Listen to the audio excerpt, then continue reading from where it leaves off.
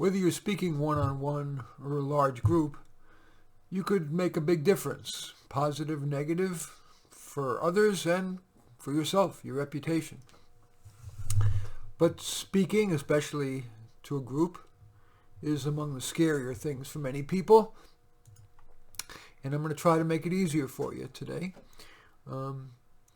It's easy to give a list of tips, but I'm going to try an experiment with you that I think may be more helpful to you. Which is, I'm going to walk through my developing what would be a toast at a friend's wedding, and then the preparation and delivery of a brief presentation at work. An update, I'm going to use just an example of a sales meeting, in which I'm a sales guy giving an update. And I'm going to be doing it very ad lib, which is what I'm going to urge you to do, because scripting leaches the chemistry, which is the sine qua non, the essential part of any verbal presentation. If it's simply something that doesn't need chemistry, it can be done in an email or article or whatever. So I'm going to, I'm not saying you look, I do this for a living, so I'm not expecting you to be polished like I am, but I think it's better for me to try to have you aspire to ad-libbing with just a few notes than scripting. And you'll also need more preparation than I'm going to. Again, you have no basis to trust me or not, but I'm going to be, I've deliberately done almost no preparation for this at all.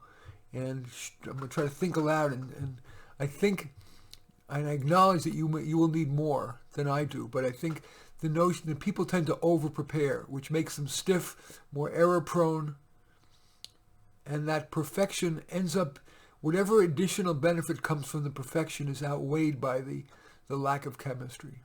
So for what it's worth. All right. If I were going to be giving a toast to a good friend's wedding, I would start just by preparing in advance just a little bit of a structure in a couple of words. I'd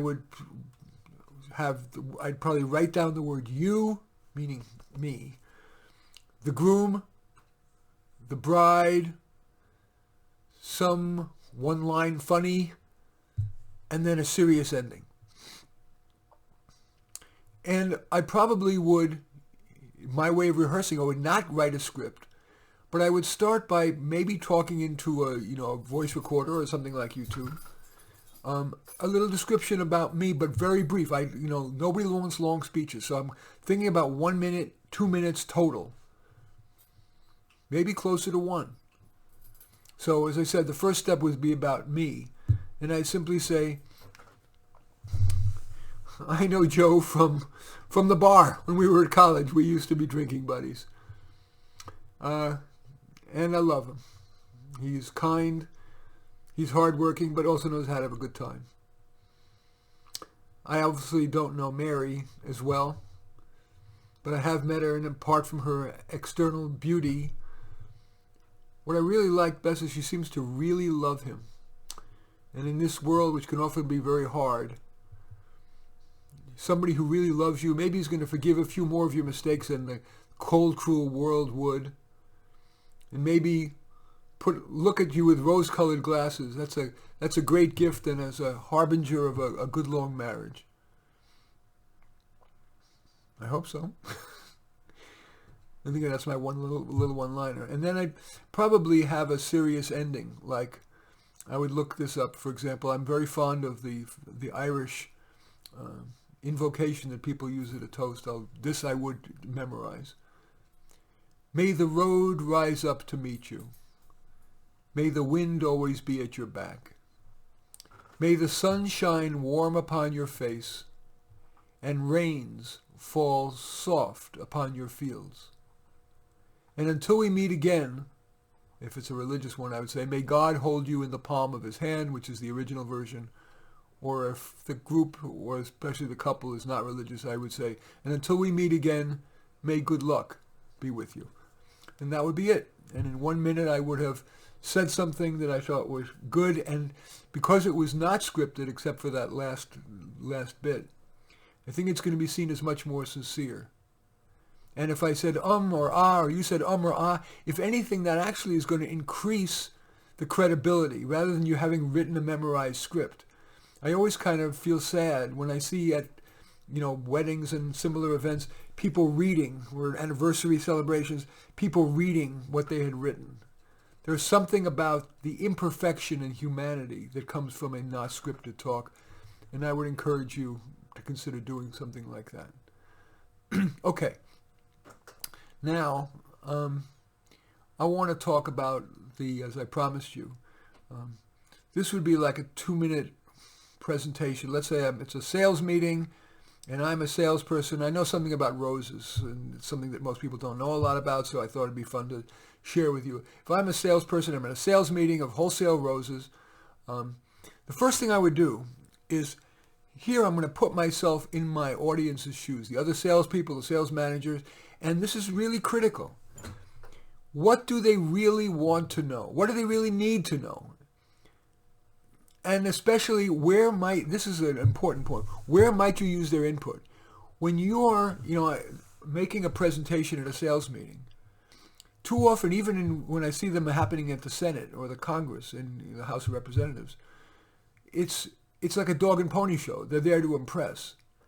And I ultimately think, and it's easier for me to say in the comfort of this office being self-employed, but I think when you have a chance to give even an update in a meeting, you'd be wise to, sure, briefly give the update, but that could have been given in writing also. Think about what you could get. What the benefit of a meeting is that you can get real-time feedback, interaction from the people right then and there. So as I'm preparing for my little 2-minute sales update, I'm also saying, what in the hell might I want my peers' input on? And I would, if I had a sense I was allotted 2 or 3 minutes, whatever, I would try to keep my talk to just a minute so there was room for a question or two. Okay, so now I'm going to just pretend, keeping that in mind, what I would say and ask if I was a sales guy selling wholesale roses. I would try, and again, concision is very important. People tend to be long-winded. I would try to be really concise. So I would say, well, here's an update on how the sales are going. What's really selling are miniature roses that are healthy, and that actually makes a lot of sense because more people are not living in big houses with backyards, and they're growing minis on their patio or in pots, and healthy. These days, almost everybody's an environmentalist. Nobody wants to spray. And even if they're not environmentalists, it's not fun to have to spray stuff. So our minis that are healthy are the ones that are selling well. What's not selling well, and notice I'm being really candid, which is very important, are large roses. They may have gorgeous flowers, but the breeders, in attempting to create these gorgeous flowers, have had to sacrifice some disease resistance, and so they tend to need spraying.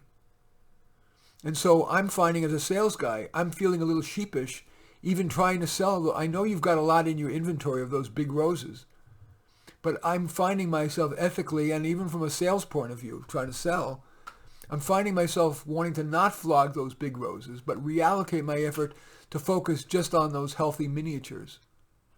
So that's my update. And fellow salespeople and my dear sales manager, what advice do you have? How do I deal with this? And now we get their input, say, no, you got to sell this, or no, you don't, or, here's what we can do, and just give me, whatever. They'll say, give it 2 more months, or, really there is two of our bigger roses are really quite healthy, whatever. But now I'm going to get the input of them all within the space of a minute or two, and that's a much more exciting and valuable kind of presentation in, just a minute or two. There is this tendency to want to go on at length. And of course, because this is a podcast, I can't make it 2 minutes. I do lots of very short YouTube videos. But this format of it being a podcast is going to be 20, 25 minutes. So believe me, I'm aware that you may not want to listen to the whole thing, but I'm going to do the best I can to make it worthwhile. But generally, brief is better.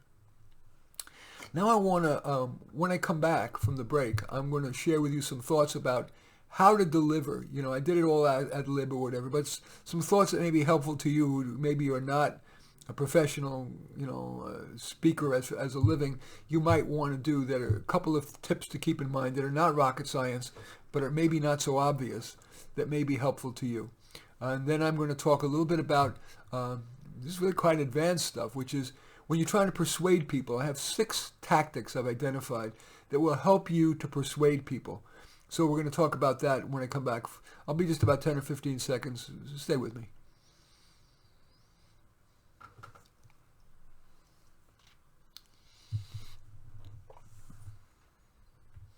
Okay, thank you for staying with me. We're talking about public speaking, whether it be a group of 2 or 3 people at work or play, or a large group. So here are some tips about the art of delivering it well without scripting. As again, I've stressed, scripting usually ensures that you are either not seen as credible or are too perfect and there's no chemistry. I really encourage you just to spend a little time putting yourself in the shoes of your listeners. What do they want to know? What do they need to know? And what input would you like to get from them if it's something where there is opportunity for interactivity, even if it's just a question or two or a comment that they could make. So, but now in terms of delivery, whether it is a small meeting or a big one, come early. That gives you a chance to informally talk with people, both to get their sense of what they're hoping to get out of the meeting, to bond with them, whatever. Come early. It's not going to kill you to be there 5 minutes, 10 minutes early, depending upon the situation. When I give a keynote address, I'm there 45 minutes early. If I was just giving a talk at a concurrent session, I would probably just come 5 minutes early and 10 minutes early. And after I've set up, just chatting with people informally, asking them, what are you hoping to get out of the talk? What might I be able to answer for you? Tell me about you. So I'm both bonding, and I will often, because I'm not scripted, I'm able to adjust what I'm going to say sometimes based on what these people say. When I'm talking, I love this technique, and again, it's not for beginners, but it works very well if you can pull it off. And again, because you're not memorizing, you're not devoting all your mental energy toward remembering what the hell you're going to say. I make a point of establishing eye contact, but in a very special way. I want to establish eye contact with as many people as I can.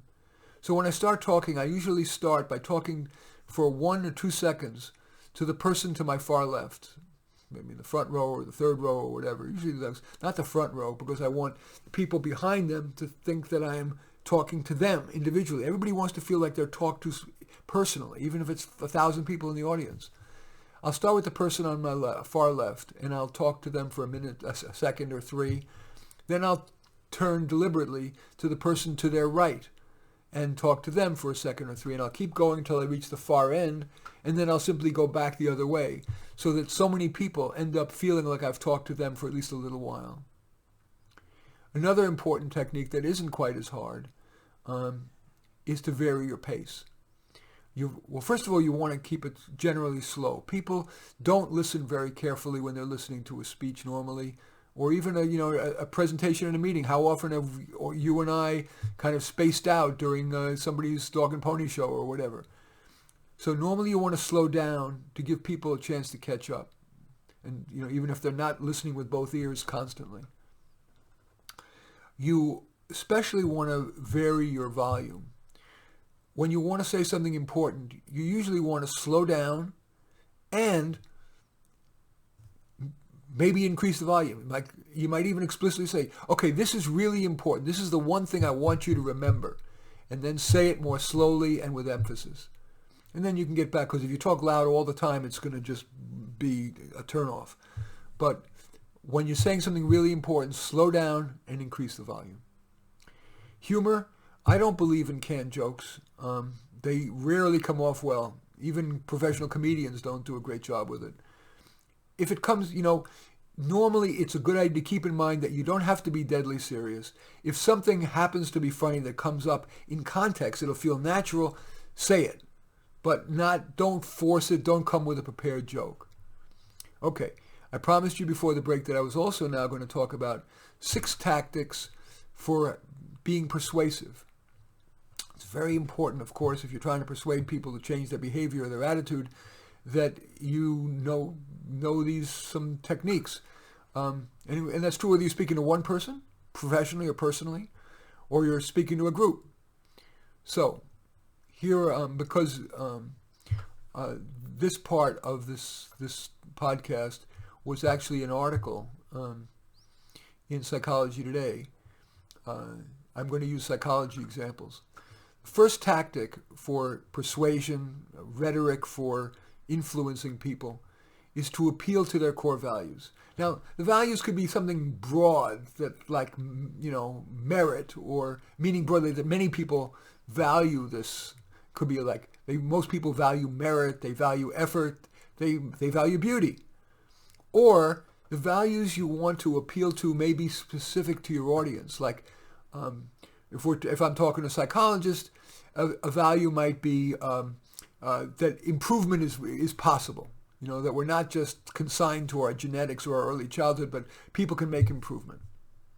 Other examples outside of the psychology domain, in some groups, the word community is everything. They value community. In others, the word, the concept of freedom is more important than community. In some groups you're talking to, family is everything, or family is first at least. In other groups, I think about medical researchers, very often work comes first. Appealing to their values can make you much more influential. Think about it. I think about politicians. When there's liberals, when they give a talk, they're generally giving talks to groups that are, they're faithful, and conservatives as well, to theirs. You're rarely going to see, for example, a liberal go into Wyoming to give a talk. You're rarely going to see a conservative go into New York City or San Francisco. So that's the first of these techniques, which is, for rhetorical influence, so that you can really be persuasive, is to appeal to their core values. The next one I want to share is something called confirmation bias. It is easier to persuade people to adopt your idea if you point out that it's consistent with what they're already doing. So to take that psychologist example, if you're, say, proposing a new technique, you might first want to show how it's similar to what they're already doing. Not only does that use confirmation bias, so they feel better, oh yeah, this is kind of what I'm doing anyway, but it implies that the change that you're asking them to make isn't going to be that difficult. It builds on what they're already doing. The third of the rhetorical techniques, the persuasion tactics that I want to share with you, is to invoke a respected bandwagon. You're going to invoke, for example, using our psychology example, a poll of leading psychologists who agreed that blah, whatever it is that you want your audience to believe. Or if you don't have something like a poll or a large group of experts, even one expert's endorsement can be valuable. So that's a standard, useful persuasion technique to invoke a respected person or a group. The next one, the fourth one out of the six, that's a good persuasive technique, is what I call rhetorical jujitsu. Jujitsu or judo is when you're kind of, you're pushing and they're pulling back. So it's like, it's not. I haven't said it clearly. I'm not sure I can. So I'm just going to go on. You want to use the position the people in your audience are taking to support your contrary opinion. For example, there's a subset of psychologists called psychoanalysts. They're the ones who are Freudians and neo-Freudians, and they stress the importance of looking at the cause of somebody's unhappiness, not just come up with behavioral strategies, here's how to move forward. But if you were this presenter and you were trying to change their mind, you might say something like, you're right, it's often important to understand causation. And to that end, we've generally found that it's more helpful to look at contemporaneous, erroneous thinking than childhood issues. So we're finding some common ground. You're using their idea that, it's better to look back and explore what happened in the past, which is not really core to what you, as a cognitive behavioral therapist, believes. You want to move forward, but you're using their own idea to support yours. The fifth of the persuasion techniques I want to share is to sandwich the controversial. Often it's wise to make your most controversial point what I call penultimately. That's after you've made points that are easier to agree with, but before your final point, which would be one that they're also likely to agree with, you're going to sandwich your controversial point in the middle. So to take our psychology example, a controversial point might be that you believe that one-session therapy is often ethical as well as cost-effective. But a lot of people, of your listeners, are going to disagree with that. So normally it's best to sandwich it, usually right before the end, your powerful final ending point that people will agree with. And speaking of ending, the sixth rhetorical technique is, if possible, to end with an emotional story, even if you're giving a short talk, that you know is going to inspire your listeners, you hope will. Maybe it's, in this psychology example, maybe it's a success that you had with a challenging client. Now, these rhetorical tactics can be very powerful, and like all power, of course, they can be used for good or ill. We could do worse than to follow Google's old slogan, "Don't be evil." In any event, I hope this helps you make your next little talk, whether it's to one person or 1,000, a little better without the strain and stress of writing out a script. Just it's critically to put yourself in the shoes of your listener, give them what they really want or need to hear, and those details that may seem important to you or tangents may not be to them. Vary your volume. Try to establish eye contact with a lot of people at 1 second or two, not a quarter of a second. It's 1 second or 2 seconds at a time. Use some of these tactics for persuasion, whether it be to appeal to their core values, or one of them at least. Recognize the importance of confirmation bias. People like to have confirmed what they already believe. Invoking a respected bandwagon or an individual. Use that rhetorical jujitsu. Use their own belief system to make your point. Sandwich your controversial idea between ideas that they find useful, that they would agree with, and try to end on an inspiring note. And don't be evil. In any event, I do thank you for watching. I'm Marty Nemko. If you're watching this on YouTube, of course, I welcome your thumbs up and accept your thumbs down. Always look forward to your comments. If you're listening to this as a podcast on iTunes or Spotify, of course, as well, I welcome your kind words and accept your criticism if needed. And I especially like it if you share on your social media so that my efforts can have broader impact. And I am flattered if you choose either to subscribe to my YouTube channel or my podcast. In any event, I do thank you for watching or listening. I am Marty Nemko.